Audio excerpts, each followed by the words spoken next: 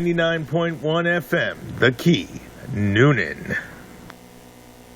Hi, I'm Tony Chiguardo. And I'm Mitch Axelrod. And I'm Rob Leonard. And we are the Fab Four Free-for-All, an all-talk Beatles radio show. Heard every Sunday night at 9 p.m. on WQEE 99.1 FM. The Key, the best variety of music and talk. We talk about the Beatles. Ever dreamed of being a radio DJ or hosting your own show? Now here's your chance. WQEE 99 Rock the Key is giving you an opportunity to host your own show. If you'd like to get your advertising message across the thousands of listeners throughout the area, here's your chance. Hosting your own show is the way to do it. Perfect for attorneys, realtors, churches, sports talk shows, and more. Contact 678-673-6318 for further information. Host your own show. Wildwood Trader at 15 Greenville Street in Noonan is your home for hand-built antique furniture, cabinets, and more. Fun decorating items. And of course at Wildwood Trader, direct from the factory items and furniture. So you get 20% below the factory and store prices. Call 770-683-4304. Open Monday through Saturday, 10 a.m. to 6 p.m. Sundays, 12 noon to 5 p.m. Wildwood Trader, your home decorating specialist in Noonan. Individuals and businesses with tax problems, listen carefully. Do you feel like you're losing control over your finances? If you owe over $10,000 in back taxes or have unfiled tax returns, we can help you take back control. The IRS is the largest and most aggressive collection agency in the world, and they can seize your bank account, garnish your paycheck, close your business, and file criminal charges. Take control of your tax problems now by calling the experts at Tax Mediation Services and take advantage of the Fresh Start program and new laws that may allow us to negotiate a settlement for the lowest amount possible. Our team of tax attorneys and enrolled agents can stop collections and get you protected so you can take control of your financial future. Tax Mediation Services is accredited by the Better Business Bureau. Call now for a free case review and a price protection guaranteed quote. Call Tax Mediation Services now at 800-600-1253. That's 800-600-1253. 800-600-1253. Hey Noonan, did you know that Full Circle Toys at 17 Jefferson Street buys, sells, and trades vintage and antique toys? Did you know they've been serving the area for 10 years? Did you know you can make an appointment for Full Circle to come to your home to appraise those vintage toys? Full Circle Toys specializes in a wide selection of toys, 70s, 80s, 90s, and more. Full Circle Toys buys G.I. Joe, He-Man, Transformers, Legos by the pound, the Nintendo game system, and plenty of other vintage toys. Full Circle Toys, 770-253-7799. Like them on Facebook. Now that you know that Full Circle Toys is Noonan's vintage toy specialist, now we know. And knowing is half the battle. Full Circle Toys, 17 Jefferson Street in Noonan. 770-253-7799.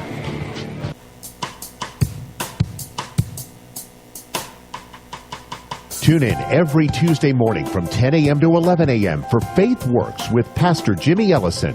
Pastor Ellison has the privilege of interviewing leaders in Noonan who are making a kingdom impact, modeling for our community that faith does indeed work.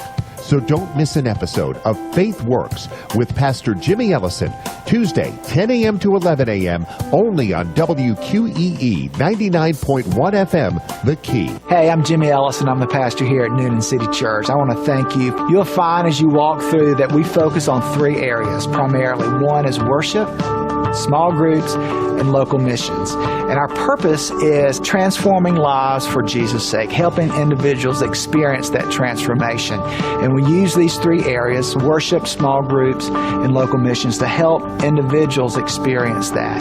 So you'll get a sense of who Noonan City Church is, and I hope that you'll come and worship with us soon. Take care, and God bless. The views and opinions expressed during this broadcast do not necessarily reflect the beliefs of this radio station, its management, or its sponsors. Listeners are urged to use their own discernment to draw their own conclusions. It's now time for Faith Works with Pastor Jimmy Ellison from Noonan City Church. Good morning, Noonan. This is Jimmy Ellison, and you're listening to Faith Works, where each week we have conversations with faith leaders in our community and beyond who are demonstrating that faith does indeed work. And I'm thrilled today to have my good friend Dan Crane, who is part of the Remerge movement in Atlanta. And is Remerge outside of Atlanta, Dan? Yeah, our presence is mainly in Atlanta, but we have a lot of communities of peace around the nation. Yeah, well, I want to hear, of course, we want to hear about Remerge, Dan. I want to hear about your story, but I'm thrilled to have you. You came all the way down from Atlanta to be on the show today. 40 minutes, all the way down? All the way down. Well, we feel like we don't claim that we're part of Atlanta. We're kind of like this south side town, right, buddy? Great. It's nice to come down. There's not a lot of traffic down here. It's not like sitting on the connector. That is the truth. That is the truth. Well, Dan, tell us a little bit about Dan Crane. Where did you grow up, and how did you get to this season of life? Yeah, so my story, the story that God has really had me on over the last 20 years is really it starts, I'm a white farm boy from a place called Bumpville, PA, up in northeastern Pennsylvania. What is it called? Bumpville. You don't know this? Yeah. Literally. That's the name of it, Bumpville. Settled in the early 1800s by Reuben Bumpus. And whoever settled the land named the country or named the area after themselves. And so Reuben Bumpus in the early 1800s settled the area that I'm from, and it became Bumpville, PA. I grew up on a farm, the second of 5 boys, and I was the laziest farm boy you've ever seen and experienced. And so I grew up in that setting. I went to a Christian school my whole life. And by the grace of God, I really don't know why, but I ended up going to Liberty University on academic probation. My grades were so bad in high school, and especially my senior year, that when I applied, they're like, all right, we're going to just try this guy out. We're only going to let him take 12 hours. So I literally couldn't take a full load. So my freshman year, I went to Liberty, and my sophomore year, I was actually dating a girl, and she dumped me. And that really, the first time, revealed a lot of my own, what I give my life to now, a lot of my codependent issues and how much my hope and my trust in my life was based upon others and finding fulfillment in other people. And so when this girl dumped me, it literally left me empty. And so I was broken. I was ready to drop out of school just over a girl dumping me, right? My life was over. Right. And my parents were both like, no. Take some time to think through this. And so I did, but that was where God met me. And I really began to discover Christ and who he was. Began to work through a workbook called Experiencing God by Henry Blackaby and Claude King. This idea that God wants to know me personally, which, growing up in a Christian home, growing up in church. I was going to ask, so you grew up in the church, and parents were strong believers? Parents were strong believers, particularly my mom. Mm-hmm. And my mom was heavily involved in the church and just really modeled what it was to really know Christ intimately. Not know about Christ, but to really know him. And so seeing that with my parents, seeing the way they walked with Christ, of course, things are better caught than taught, right? And so I saw that, and my sophomore year experienced it. And so from that moment, Christ changed me. Then all of a sudden, I started having a heart for other people, and especially youth. And so I began to be a part of a ministry team, began to travel on the weekends to other churches to speak, to work with youth. Through Liberty? Through Liberty, okay. Yeah. It was a missions team called Vision Ministries. And then also at home. I would go home to Bumpville, PA, and God had put something in my heart. I would go next door to my neighbor and knock on their door and try to evangelize them. And this is Bumpville, PA. So half mile up the road is my next door neighbor, right? And so this isn't awkward. Here, I want to talk to you about Jesus. But God was doing something in my heart. Ended up as a biblical studies degree major at Liberty. I came and interned at First Baptist Woodstock here in Atlanta. Brother Johnny, and served under Marty Lively and Rick Young, and they made me do some really crazy things. And then I ended up as a youth pastor in Orlando, Florida, working with a guy named Tim Vaughn. Went down there to revitalize the church from 2001 to 2004. And that's where I met my wife. And we started dating, we got engaged, and we got married. But in the process, I got really, really burned by the church and burned out by the church. In January of 2004, so 15 years ago, 3 pastors resigned from the pulpit, and I was one of them. And so my first ministry assignment as a youth pastor, I was 26 years old, and it just blew up in my face. And so I was bitter at God. I was mad at the church. Really didn't understand why God had led me to this place and then betrayed me and let me down. And so I was just... one Sunday morning service, I'm sitting there with about 25 of my youth, of the people that God had placed under me to love and to shepherd, and I'm weeping like a baby. And that whole year was really hard. I was burned out. I was discouraged. I got a job with FedEx, as a courier, just to work, just to pay the bills. And then that year, my wife and I got married. And that next year, in 2005. In the idealist that I am, I thought, hey, let's move my wife from Orlando, Florida, up to Grand Rapids, Michigan. That seems like That's a next nice. step, logical move from Florida to Michigan, West Michigan. Did y'all have any children at this time? No children.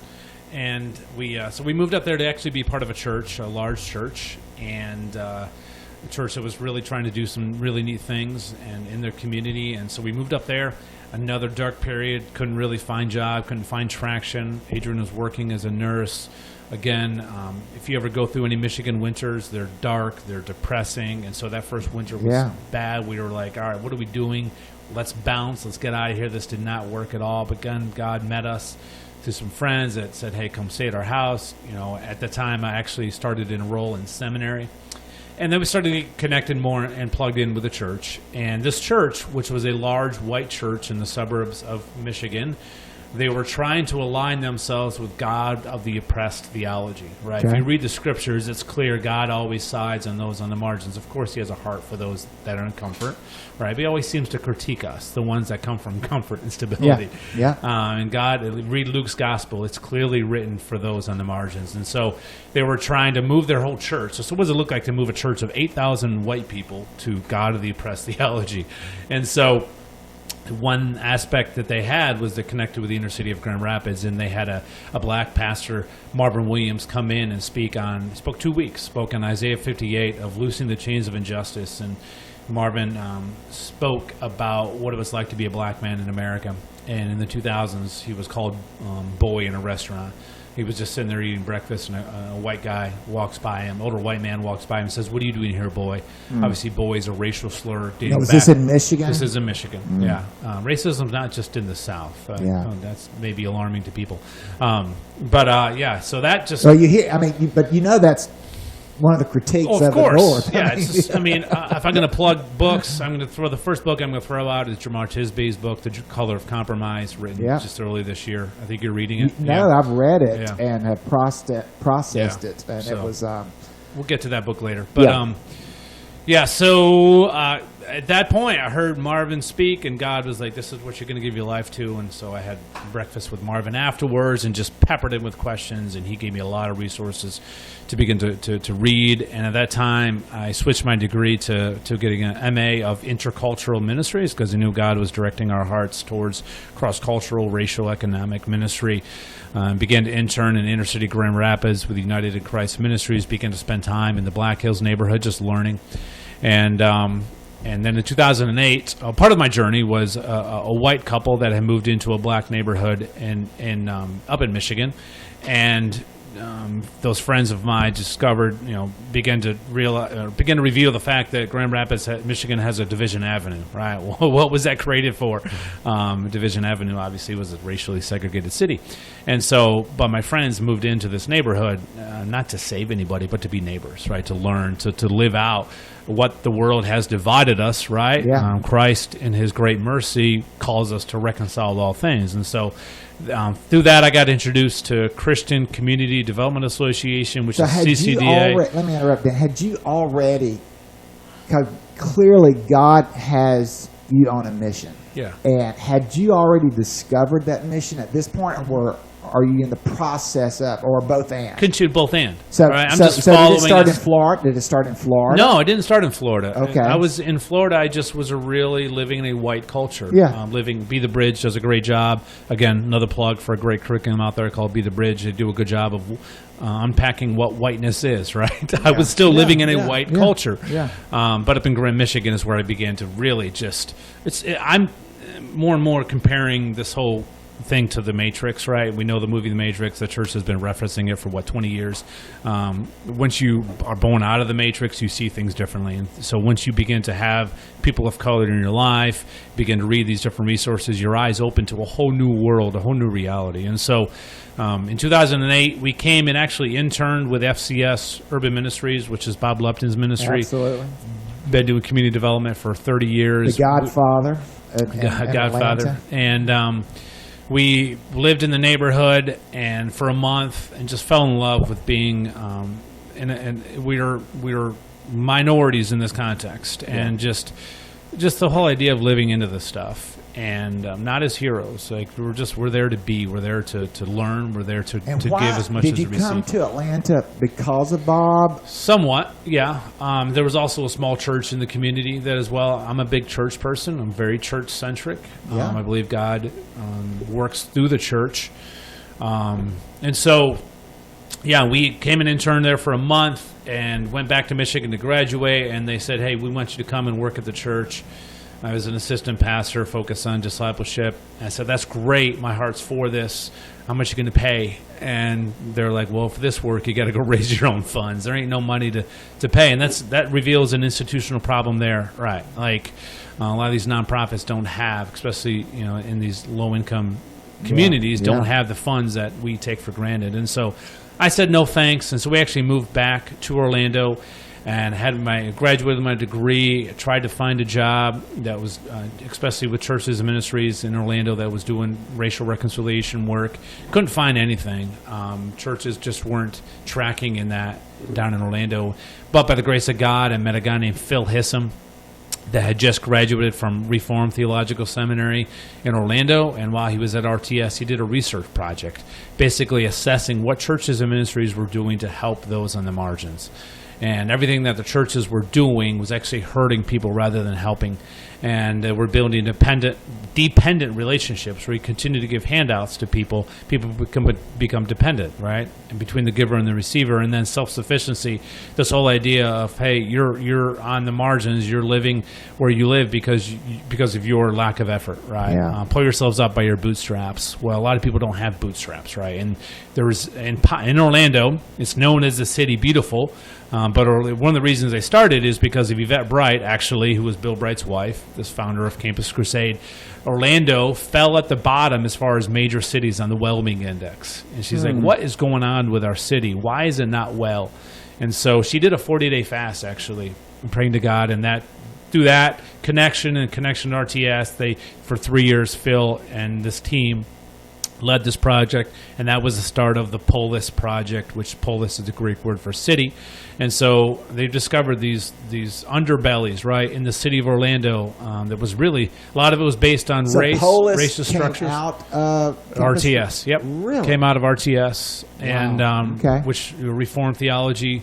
The reason they landed on Polis is because Polis is a Greek word for city. Theologically, we started in a garden, and we're going to the city. In Revelations 21 and Isaiah 65, we see the visions of what? Of the holy city, right? Coming from where? To heaven to earth. And so God is taking us somewhere. He wants to bring His shalom here and now. When Jesus prays the Lord's Prayer, what does He pray? Your kingdom come, your will be done. Where? On earth as it is in heaven. Mm-hmm. And it's the reconciliation of all things. And so that's why one of the reasons I worked for Remerge, because we're inviting churches into that, the reconciliation of all things. And so, which we'll get to that in a second. But so I met Phil, began to go through Polis's training that they actually wrote called Dignity Serves, that you know, and really trying to move churches from this self-sufficiency, just handout, to this thing called asset-based community development, starting with the assets in the community, and with a focus on Philippians 4, verse 15, where in this text, Paul talks about a relationship built on giving and receiving. And out of that, developed a phrase called a dignified interdependent relationship. And so for me, fresh out of seminary, I had studied racial and cultural and socioeconomic differences for 3 years. I thought I had all the answers, right? And so Donald Miller, the Christian author, says, there's a quote I think 10 years ago, he said this: "Be careful of a white guy with a master's degree because he thinks he knows it all." And that was me. I had a chip on my shoulder. I really thought I knew it all. It was really rooted in my own codependency, my own insecurity, right? Know-it-alls are really insecure people, right?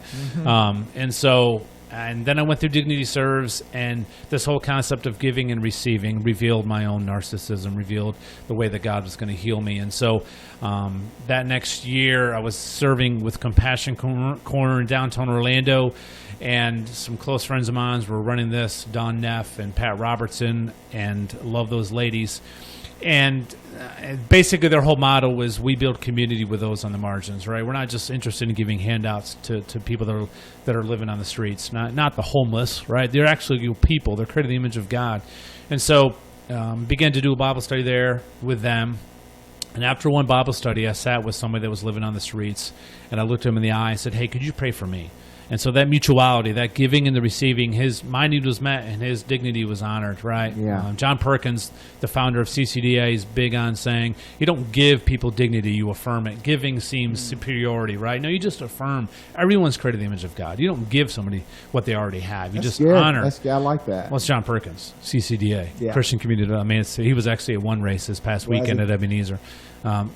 What he said this past weekend was really amazing. But so yeah, that really changed my life, and I began to live these stuff out as a pastor, as a shepherd in this community, and began to see people get better, myself included. I began to recover of my codependency, and these people living on the streets began to be what God wanted them to be, right? And God's always leading us all into shalom, right? All into His peace. And so, but at the same time, Phil, we're taking these principles and landed at the Palms Trailer Park in downtown Orlando, a huge place of distress.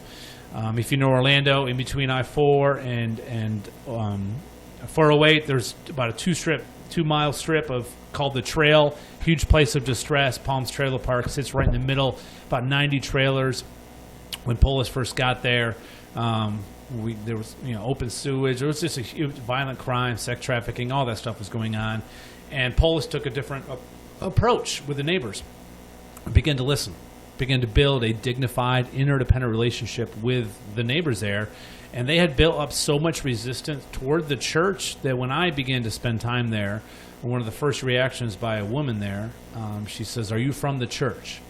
I'm like, "What do you mean by that?" And come to find out 3 years ago, 3 years prior to us being there, a large church had sent in 300 volunteers, right, to serve and love that community. And those 300 volunteers took a lot of people's possessions and threw them in the trash can because they just didn't think that it was good. And so there's a lot of resistance built out towards the outside community. We see that all the time, though. Yeah. I mean, that's an issue in the church. Absolutely. when it comes to not only local missions, but it comes to overseas missions, that we've got it together. We know what you need. Yeah, absolutely. So we're going to come in and we're going to fix you so that you can look more like us. That dynamic doesn't work with my wife. Does it work with yours? No, it doesn't. Yeah. So, but that's how did we get to that place in the church? Gosh, how much time do we have? Colonialism? Yeah, I mean, right? This whole idea of it's deeply embedded. This is part of what the church in America is working through, especially around racially. Like this whole idea of manifest destiny, this whole idea that we are somehow God's chosen nation that needs to represent His kingdom. Like, no, we're all the half. When Jesus talks about the Good Samaritan, we take this, and this is what the Heart of Dignity Serves is we don't understand what Jesus is really trying to say. We take that as, we need to go help that poor man laying in the ditch because we're going to be the hero. But Jesus isn't saying that. He's telling the Jews, you're the poor man half dead laying in the ditch. I'm the Good Samaritan, I need to help you, right? So the church has falsely taken the role of being a hero. There's only one hero in my life, right, and that is Christ and Christ alone. Right. And so when we take the role of being a hero in any relationship, right, we are reserving a place. And so part of my healing, and that continually, my false self always wants to take the role of the hero, right? Always. And so, but anyway, began to, down in Palms Trailer Park, they began to live into this stuff, began to listen to the community, began to build relationships, began to identify key indigenous leadership. I'm big and learning from my friends of color. Submit to indigenous leaders, right? Especially when you are the majority in a minority culture. Don't come into your agenda and your ideas, right? What is God? God's already present. God's already there. Learn, listen, seek to be changed. And so that's the whole experiencing God concept. Oh, is it really? Yes, the idea that God's already there. God's already there. That's good. You, I've never made that connection until now. God is already there. You join God in what God is already doing. That's good. You don't need to bring God. That's good. Man, holy cow, wow, I'll have to think more about that. Yeah. So anyway, that was the whole idea. And so in 5 years, that community completely was transformed from the inside out, led by the leaders in the community. Yeah. Of course, we got funding from the outside. A lot of people remain in poverty because they just lack social capital. A guy named Robert Putnam is a sociologist, researched this stuff for years. People remain in poverty because they just lack the connections that you and I have, especially as white men, right? We're top of the ladder. We have connections. Absolutely. One of the trainings that you can do is just it's on race, and basically, who in your circle do you have connections to that have you could call right now for $5,000, right? Yeah. I've got them. Right, but a lot of my friends of color, they don't. Like, there's a racial inequality there, and so just it's a lot of understanding. First, building awareness is the first step, and so, of course, these low-income neighborhoods, and so that's what they do. They restore these neighborhoods by working with the indigenous leaders. Of course, you build community. Of course, you live out reconciliation. So that whole model changed my life deeply, and the whole giving and receiving, the whole living out a dignified, interdependent relationship changed me. And so my wife and I and our 2 kids moved up here 8 years ago into the community, and we now live in historic South Atlanta. We've been there for 8 years. I'm trying to live this stuff out. And how many children do you have? We have 4, and we're in the neighborhood. We're there with a bunch of other people, and a lot of other key community leaders. How has that neighborhood changed? Yeah. Over these last 10 years, drastically. And so FCS is really focused. I don't work for FCS, but they're really focused on community development and affordable housing. The neighborhood is rapidly changing, and so it's really being gentrified. Yeah. And so, but they've done a real hard job of working and keeping people in their homes, whether it's through habitat or they're affordable managing. And so it's changed drastically. And unfortunately, I was a part of a group of guys that we're basically running a youth program, and a lot of the guys have moved out. They've been pushed out. Either they've gone to college, or they've some have taken up a more permanent residence, and but a lot of the guys have been pushed out. And so the neighborhood has changed, but some close friends of ours, they run a youth group in the community that really is trying to flesh this stuff out. I'm a young man that I've learned and really lived this relationship out. Devron is now leading the youth group in the community, and so it's really a treat for the young man that I've learned from, that I first met when he was 14 or 15, and really living out a dignified, interdependent relationship. Devron has taught me as much as hopefully I've taught him, right? It's and now I have the privilege of taking my son to his basketball camp that he's now putting together and leading at a church in the neighborhood. And so, we really are focused a lot on reconciliation and really trying to live that out and being in specific spaces with people that are racially and culturally and socioeconomically different. And so it's changed drastically. Prices, the home prices of Oh, absolutely. Yeah. It's that's where the affordable housing is really needed, right? Yeah, that's we've seen that over all these communities right around downtown that have just the folks who've lived there for generations are saying nope, you can't afford it. People coming in, tearing them down, building up these new homes. Dan, we're coming up on a hard break, but I want to hear when we get back. Gosh, thank you, man. I feel like I'm drinking from the fire hydrant here with all this stuff. When we get back, I want to hear how the Lord is using your ministry, how lives are being changed, where you're seeing the hand of God working in your midst. And I want to talk a little bit about the weekend you just had too. I want to hear more about that. Friends, you're listening to Faith Works. We'll be right back.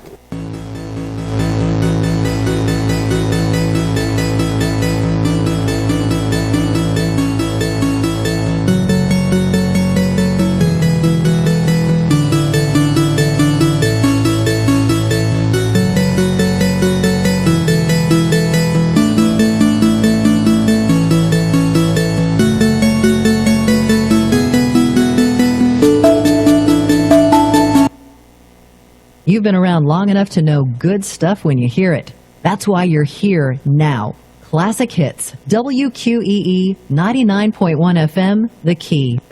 At Newlink, WOW, local matters. Local keeps our families and businesses thriving. WOW takes pride in serving the Newnan and Peachtree City communities and supporting Coweta County charities and events. For the fastest local internet, call 770-683-1931 and get up to 100 megs of speed for $29.99 a month. Lock in this price, save for the whole year. It's a great value that locals love. Join us here, live from Newnan, Georgia, as we present the Health, Happiness, and Harmony Hour, every Wednesday from 10 to 11. I'm your host, Dr. Lewis Boynton. Please join us each week as we have new guests and talk about topics related to the psychological world. We're hoping that you will find interesting and helpful topics that will help you have more health, happiness, and harmony in your life. Join us every Wednesday from 10 to 11 at 99.1 WQEE Rock and Roll Radio.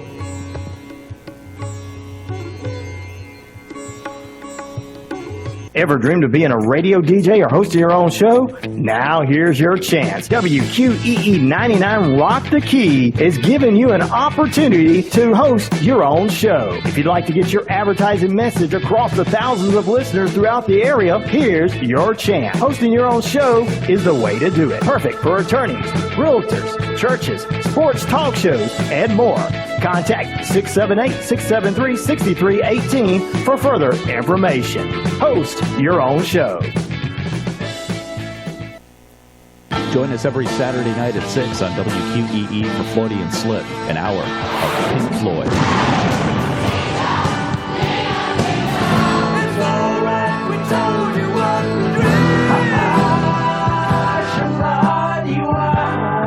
Hey, I'm Craig Bailey, your host for an hour from the dark side of the moon, an hour of Pink Floyd. It's Freudian Slip every Saturday night at 6 right here on WQEE 99.1 FM, The Key. Learn more online, FreudianSlip.com. Tune in the second and fourth Thursday each month for Know Your Rights. I'm your host, Charles Cobble, and we will discuss your rights and have plenty of information on what those rights are. Every second and fourth Thursday from 10 a.m. to 11 a.m. on WQEE 99.1 FM.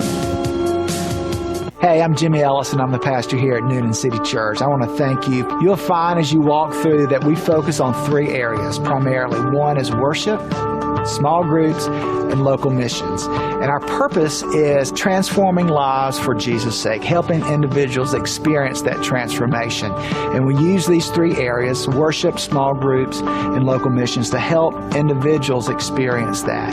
So you'll get a sense of who Newnan City Church is, and I hope that you'll come and worship with us soon. Take care, and God bless. Around long enough to remember getting up to turn the channels on the TV? That's classic. Classic Hits, WQEE 99.1 FM, The Key.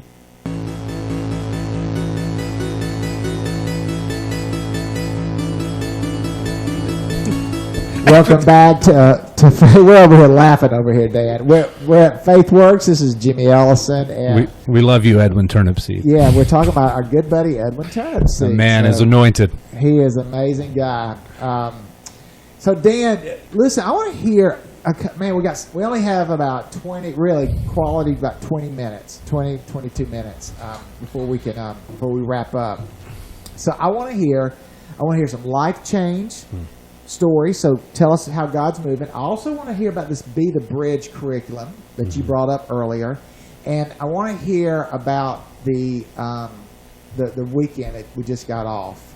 The group. So if we can, I want to talk about loving freely too. Yeah. Can we talk about loving freely? Yeah, too? we got to talk about that. Yeah. So, let's just life change. I'll give you one answer, and a guy named Brody Ballard.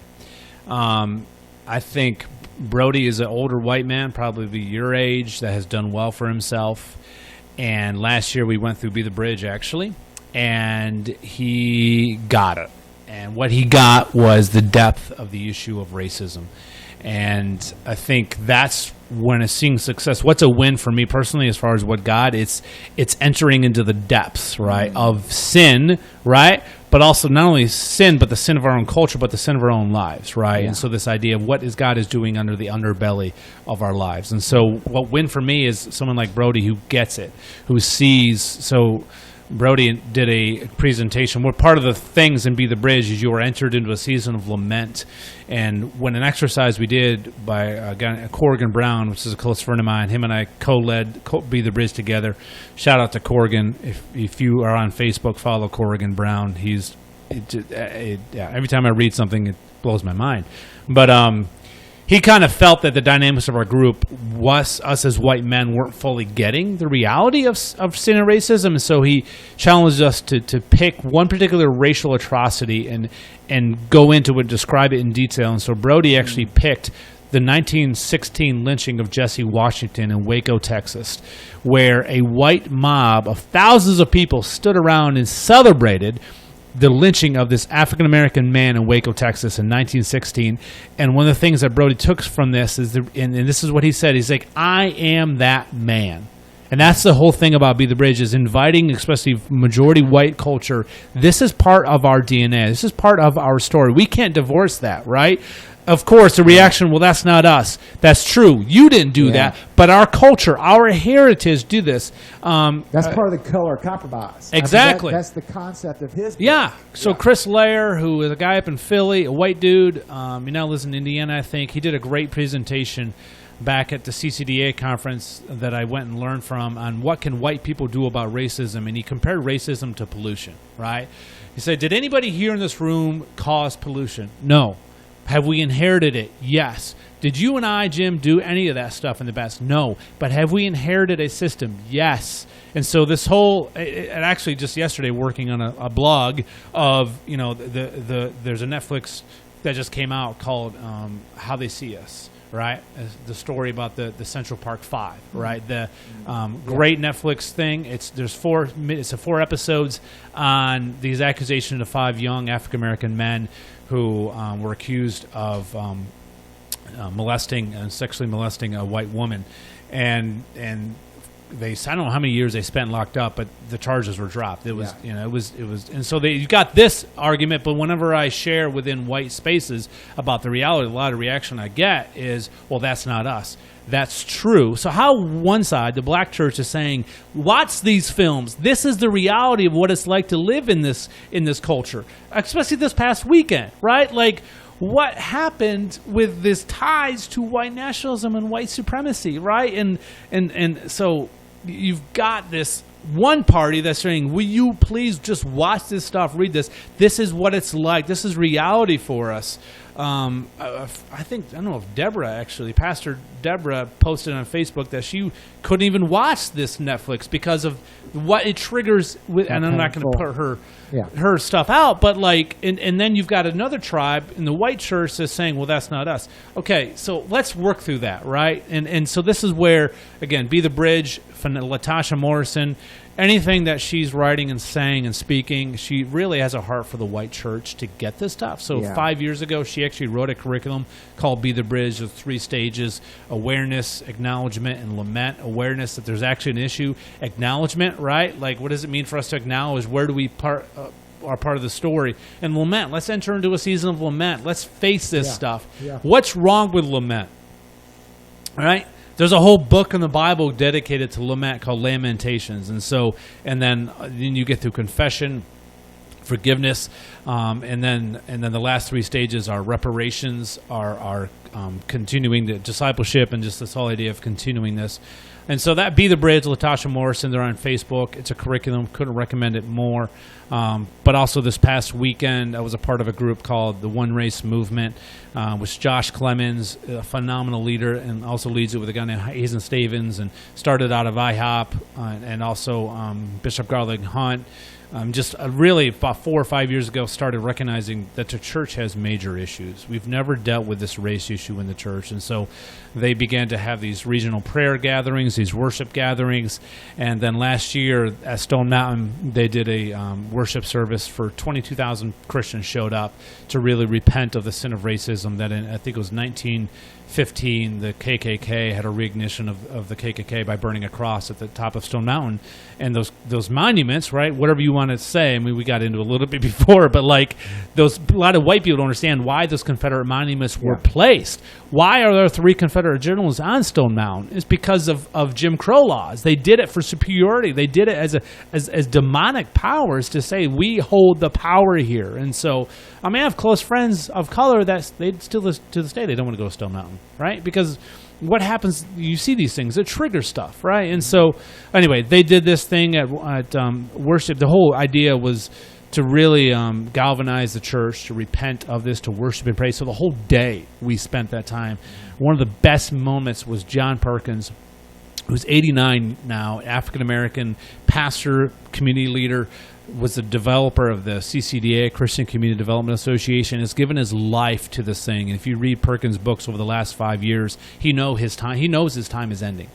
And he's really passionate about the church getting this stuff racially, and not just the white and the black church, but the Latino church, the Asian church, all other churches that, you know, and so he's written One Blood is a book that he has written, and just this past weekend he was at the One Race Movement, Ebenezer Baptist Church, and being interviewed by Matt McGew, and just really just calling the church to these issues, calling the church to really give their lives to addressing this stuff. And something that Perkins really said is like, I can now begin to see that my time is past, that the church is addressing this. Like an 89-year-old African-American man that has lived through Jim Crow. His brother was actually killed by a white racist police officer, right? And so there's these things that we have to face. There's these things that we have to look at the underbelly, right? Here in America, we are great at everything's fine, everything's great. Well, that's literally killing us, right? One of the other passions of mine is emotional health,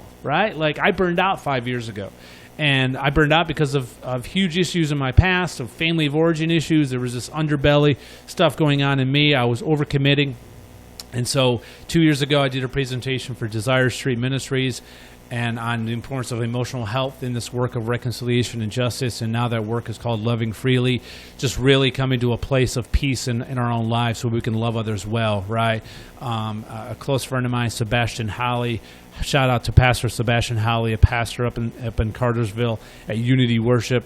He's written a couple books just on the hard issues behind this thing. And Sebastian is an African-American leader that I submit to, that I learn from. So one of the first, what do I do with this? If you hear this, one of the first things is submit to leaders of color, begin to read thoughts that are not your own. Basically, in a nutshell, begin to decolonize your library. And what I mean by that is we have been, especially as, I ain't me, nothing is, Ecclesiastes says nothing is new under the sun, right? That's a great line. Decolonize. We've been trained in white Western intellectual theology, right? Yeah, and so for me, liberation theology. But it's not. Let's not go full on to liberation theology, right? The gospel is always what? The reconciliation of all things. One of the speakers this past weekend was Brian Loritz. If you don't know Brian, he's pastor, I think, in Memphis. He spoke on Ephesians 2. And one of the most brilliant things he said is that white evangelicals, we've done such a good job of unpacking Ephesians 2, 1 through 10, where it talks about it is by grace we are saved through faith. But he's like, the gospel doesn't end there. It continues 11 through 20, I think, where Paul talks about what? The breaking down, the dividing wall of hostility between the Jews and the Gentiles, and something he said like, let's put this whole social gospel thing to rest right now. Like, the gospel is the reconciliation of all things. If we are saved by Christ, if we have renewal, right, then what do we do? and we live into the reconciliation of all things, right? I'm not a big liberation theology guy, right? I see the need for it, for changing structures, but one of the problems in that work is that you focus so much on structures that you forget that actually God wants to save people's souls, right? So it's neither either or. And if you want to reach out to me and resources, there's a phenomenal thing done by the New Humanity WordPress on, and we're going to get to 501 stuff here real quick, is that it's basically, the article is why the election of Trump and Cruz is an over-application of a thing called the penal substitution theory of the atonement. White evangelical, we always want to focus on what? The penal substitution, which is what? Instead of God punishing us, he punishes Jesus, right? Which is true. That's an element of salvation. But that's all we emphasize is, hey, God wants to save your soul. God doesn't want to punish you. And Color of Compromise, Jamar gets into that. Another great book for your journey is Divided by Faith. Get into that. Basically, it says what evangelical theology has done a terrible job at just addressing social issues, right? And so just research history. Nothing is new under the sun. History repeats itself, and you're seeing this happen again, especially as groups like Be the Bridge and One Race and all those groups get off the ground. You're seeing some in the white evangelical crowd. You know, Al Mohler, not to pick on Al Mohler, but like he just did a podcast on the critical race theory. And just critical race theory is just this whole idea of God always sides with those on the margins. The oppressed have a special place and a privilege. And it just is like, and talking and processing this with leaders of color, it's like, why now? Why? And as the church begins to address these race issues, it's because of the power and the privilege that white evangelical theology has had. Well, why under white evangelical theology is there's underbelly of racism that has occurred? Right? That's never been dealt with. And so that's part of the problem. And again, to reference to Tisby's book is a great place. The Color of Compromise, a great place to start. And then, The Heart of Dignity Serves. And so, tell us about Dignity Serves. Dignity Serves, something that you wrote. No, not at all. I ain't that smart. Phil Hisson down in Orlando wrote it. I just facilitated. You facilitated. I was deeply changed by the content. And so the whole concept of a dignified, interdependent relationship with those that are different than you racially, culturally, socioeconomically, really it presses in on taking the posture of a learner, right? It's really challenging for those of us in the majority culture. Yeah. We want to be the hero. We want to always give advice, but it challenges us to listen, right? Check your. One of the reasons we brought Dan down today was we're having a luncheon today, a lunch and learn with several leaders in the community, with the hope that we will bring Dan back down for a full Dignity Serves event or something like it to address some of our own structures here in Newnan. How do we better serve the marginalized in our own city? And so that's one of the main reasons we brought Dan down, and to hear about that. So tell us how that has played out. Yeah, so Dignity Serves gives people a great lens on how to serve others that are racially, culturally, or socioeconomically different than you. But also, I use Dignity Serves in my own life with my wife, right? This idea of giving and receiving, listening to my wife, understanding my own needs, my own struggles, and putting away your role, your need to be a hero. And so we start in the introduction by the rereading of the parable of the Good Samaritan that I've referenced. Jesus isn't trying to tell the Jewish people to go help that poor man laying in the ditch. Jesus is saying, you as the Jews have missed it. Yeah. You're the ones in need of help, right? And I'm the Good Samaritan. So we start with the question, what has you have to? Lesson 1, we deal with the image of God, the fact that everyone bears the image of God. John Perkins, right? He's famous for saying you don't give people dignity, you honor it, right? Lesson 2 would deal with the realization of assets, the fact that everybody has something to give, right? And so when you come into a community or when you serve others, don't just focus on what you have to offer. What's the case Paul's making in Philippians 2, right? Right in the beginning of Philippians 2, he says, if we have been united in Christ, then do what? Then seek the interest of others, right? My false self, right? My old man, I'm always thinking about myself all the time. But when I'm rooted in Christ, what do I then do? I begin to seek the interest of others, right? So I serve with what is their best interest in mind, right? This works in my wife or my kids or whatever, right? So we talk about assets. Lesson 3, we deal with the relevance of place. reemerge, we're always asking the question, what does reconciliation look like here, right? What does reconciliation look like in Noonan, Yeah. right? That's racially, culturally, socioeconomically different, right? And so, and then lesson 4, we actually deal with systems, and this is where we get into racial and cultural differences, and we divide the groups into 2. One group lives in a low-income neighborhood, another group lives in the suburbs, a more affluent community, and we ask the question, why is there so much crime in this neighborhood? Well, of course, we're going to get 2 different answers, right? We're going to get a Fox News answer, or we're going to get a CNN answer, right? Like, oh, I just said that, right? Well, try harder, pull yourselves up by your bootstraps versus, do you understand what the systems that are around me, right? And so we talk through racial and cultural and socioeconomic stuff, and which is great. It's a learning what I love about doing lesson 4 is that white people for the first time are exposed to racist systems, right? I was doing the training at Buckhead Church and 6 years ago, and a group of 25 people were sitting around, and there was 2 women of color, and we began to get into this stuff, and we began to talk about racial, and especially around the black community doesn't trust police officers. Well, there's a history there, right? And this woman, a friend of mine, began to talk about, in the black community, there's a joke called driving while black, right? Like, and all the white people are like, what are you talking about? I've never had a problem with a police officer, and they're able to educate them, right? There's this, ironically, Saturday night, I'm golfing, and I run into the retired police chief from South Decatur. And he's African-American, and we get into all these issues, start talking, and he's like, oh, of course there's a huge issue. One of the huge issues that police need to be trained in is that they're hiring a bunch of guys with military background that don't know how to de-escalate the problem, right? And being a police officer is hard. I ain't going to say that. It's not hard. But, like, they need to be trained in tactics that that are in the military, and you've got racial bias, that plays into that factor as well. So, living life with young black men in Lakewood, it changes me, right? I see the way these young black men don't trust police officers. I've literally witnessed and experienced their reality. And it's got story after story that we don't have time to go into now. But, and then what else? Where were we going? I forget where we're going. We were talking. So anyway, dignity serves. Lesson 5 deals with the impact of commitment. The fact that Philippians 1 verse 6, Paul says, he who began a good work in you will complete it. God is in the process of reconciling all things. Saturday, I'm in Ebenezer Baptist Church. I'm a white farm boy from Bumpville, PA. Like, that's God's story. Like, Arthur Breland, a close friend of mine who's African-American, is the first black pastor of what was an all-white Southern Baptist church in East Atlanta. And he, this past January, and this is the real quick story about the beauty of dignified interdependent relationships. This past January, Arthur, his church sits on Confederate Avenue.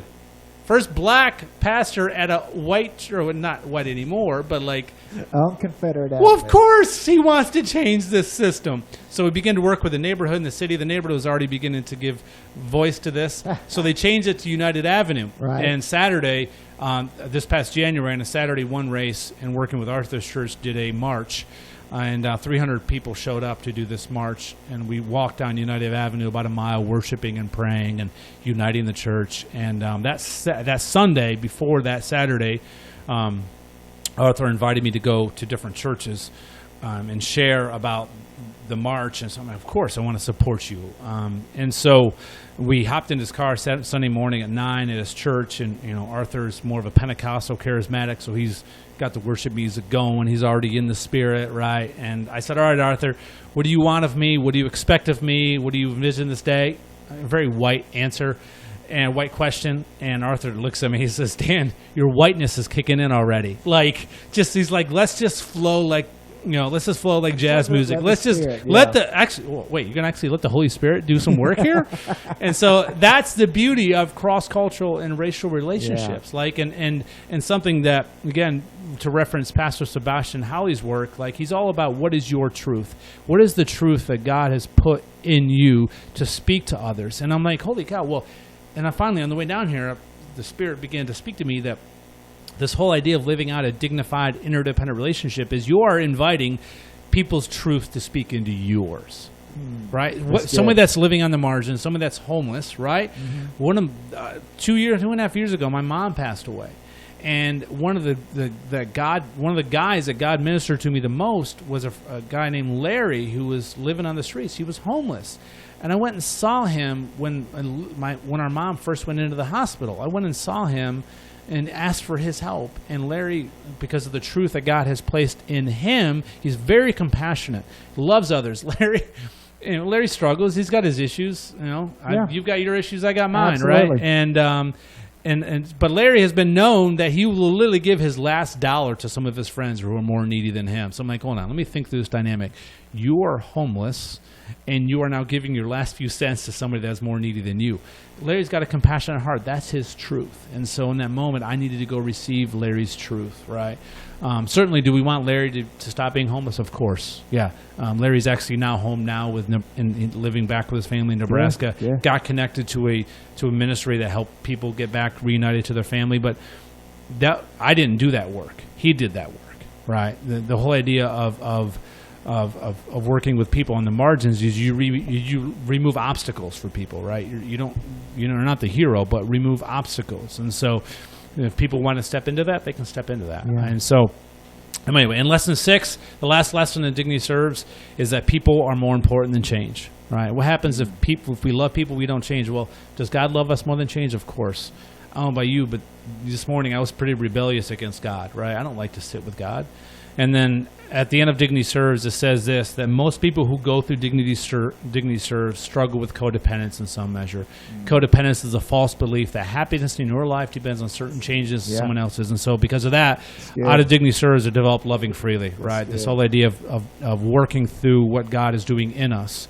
And so that's really, of all the things that I do as a consultant for reconciliation, God wants to reconcile all things, especially what's happening inside of us. We live, So. Man, this is Ryan. This is a lot of meat today. Taking all this in, Dan, you got to come back.